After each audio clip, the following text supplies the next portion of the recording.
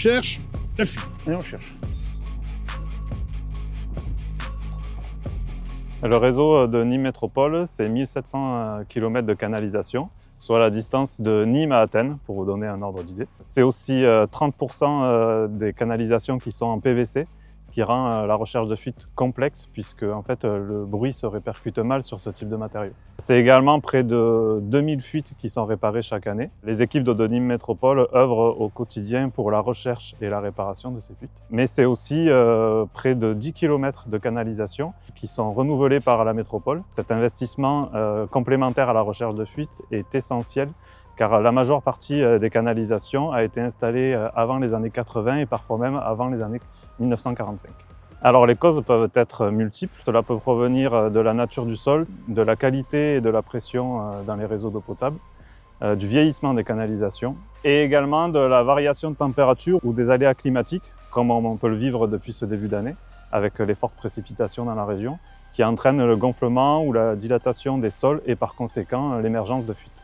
Le problème, c'est que ces fuites sont invisibles puisqu'elles s'infiltrent dans le sol, et c'est là qu'entre en action notre équipe de chasseurs de fuite. Nîmes Métropole a recours à de nombreuses méthodes de recherche de fuite qui vont de l'analyse générale de la sectorisation jusqu'à la localisation précise des fuites. Principalement, on utilise 4 techniques. Nous avons recours à plusieurs centaines de capteurs qui sont positionnés sur les réseaux d'eau potable, qui sont les oreilles du réseau. On utilise beaucoup aussi la détection acoustique, qui, elle, utilise les oreilles de nos chasseurs de fuite, et également la corrélation et la recherche par gaz traceur. Et notre innovation la plus originale, qui est plus terre à terre que l'intelligence artificielle, même si on y a aussi recours, c'est l'utilisation des chiens renifleurs. Les chiens sont formés pour renifler le chlore qui est présent dans les réseaux d'eau potable et qui émerge à la surface du sol sans même que la fuite soit visible.